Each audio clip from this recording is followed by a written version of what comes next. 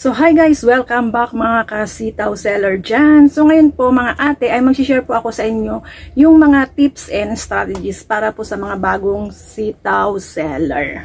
And guys, sa mga hindi pa po nagre-register, i-click lamang po niyo yung link dyan sa comment section at mag-register na po kayo dito kay Sitaw kung gusto nyo pong kumita. At gamitin nyo lamang po yung mga referral code ko na nandyan sa screen na nakikita po ninyo.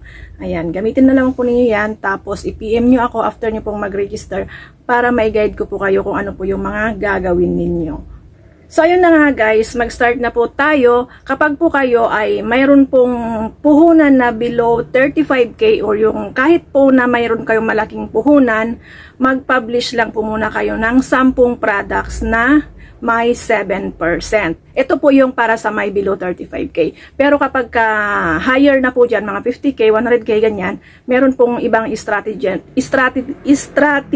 dyan, pero kailangan pa rin po ninyong mag-start sa 7%. Kumbaga, gamayin nyo po muna yung takbo ng negosyo bago kayo mag-level up sa mga higher percent para hindi naman po masayang yung effort ninyo kung hindi nyo po maipasa yung PR ninyo. Kasi kapag hindi nyo naipasa yung processing rate, babagsak din po yung markup profit po ninyo.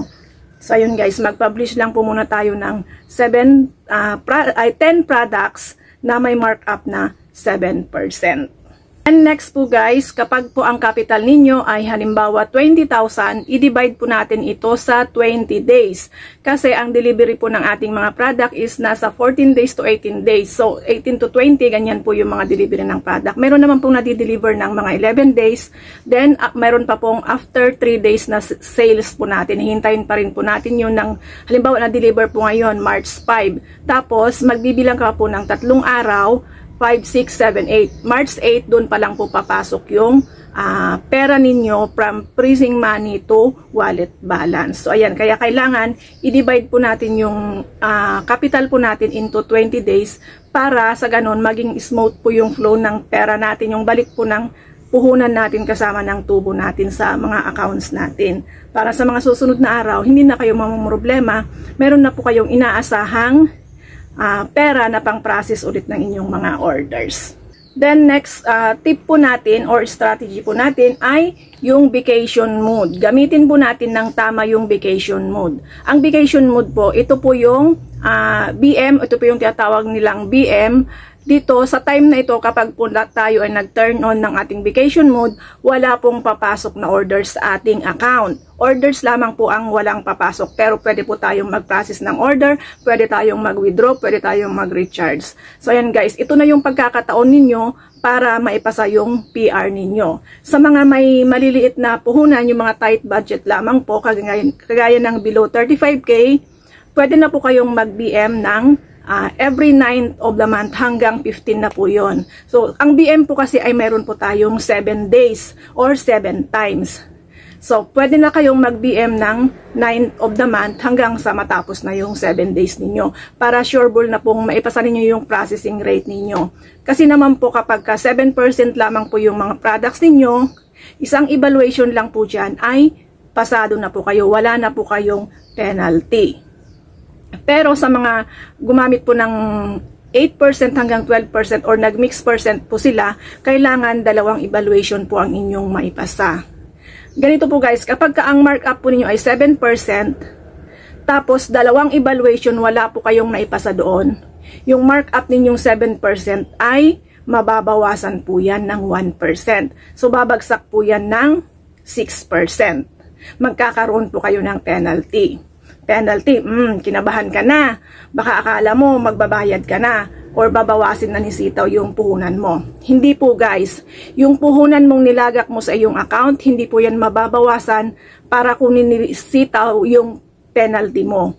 Yung penalty mo ay mababawasan po doon. Ibabawas po yun sa markup percent na pinili mo sa iyong mga products. For example, 7% ngayong pinili mo, hindi ka pumasa ng 2 evaluation, mababawasan po yun ng 1%. So, magiging 6% na po yun. So, yung 1% ngayon, yun yung magiging penalty. Ikaw po ang magbabayad doon. Hindi po ibabawas ni Sitaw sa pera mo. So, at yung pag-BBM po natin is pwede po nating gamitin pwede nating hatiin. For example, mag-BBM ka ng 13 to 15. So, 3, 4 yon 3. Tapos yung 4 days na natitira mo, gamitin mo sa katapusan yung pangalawang evaluation po natin. Or pwede ring 4-3. Baliktarin mo lamang po. Nakadepende po yan sa inyong mga capital. Kasi kayo naman po yung nakakita, kumbaga yung mga tinuturo ng mga mentor ay mga guide lamang po ninyo yan. Kayo rin po ang magdidesisyon kung ano yung gagawin po ninyo dyan sa inyong mga account, sa pera ninyo dyan sa inyong mga account. So binibigyan lamang po kayo ng mga guide ng mga katulad namin nagsishare ng mga naranasan na or yung mga alam dito kay Sitaw. At ito pa guys, kailangan po nating mag-record ng ating mga papasok na pre-assess nating orders, yung in niya, tapos yung out niya kung kailan na-deliver, para sa ganun alam po natin kung kailan babalik po yung pera natin. For example, delivered na pala yung ganito. So sa ganitong araw, meron ka ng inaasahang pera, meron ka ng pang-process ulit. Kaya hindi ka na po mag-aalala or what, kasi meron ka na pong inaasahan, alam mo nang merong babalik na pera sa account mo during that day, lalong-lalo na kapag ka-evaluation na. Tapos guys, kapag po kayo nasa evaluation na po tayo, then, kunting-kunti na lang po yung kailangan ninyo para maipasa yung PR po natin. Pwede po natin gawan ng paraan yan. Mas magandang gawan na lang po natin ng paraan para naman po hindi masayang yung effort natin. Kasi yung 1% na nababawas, malaki rin po yan kapag ka po naiipon na. Biruin mo kung halimbawa sunod-sunod na buwan yan, hindi ka po nakapasa ng PR mo, tapos 1%, sayang din po yun guys. Pero nasa inyo pa rin po yung desisyon yan. Kung kayo pa rin po ang magde-decide kung ano yung gagawin ninyo sa inyong mga pera. So ayun guys, yun lamang po yung i-share ko today. Sana meron po kayong natutunan, at sa mga hindi pa po nagre-register dyan, mag-register na po kayo sa www.sitaw.com at gamitin nyo lamang po yung aking referral code. Ayan po yung aking mga referral code. So salamat and God bless. Bye!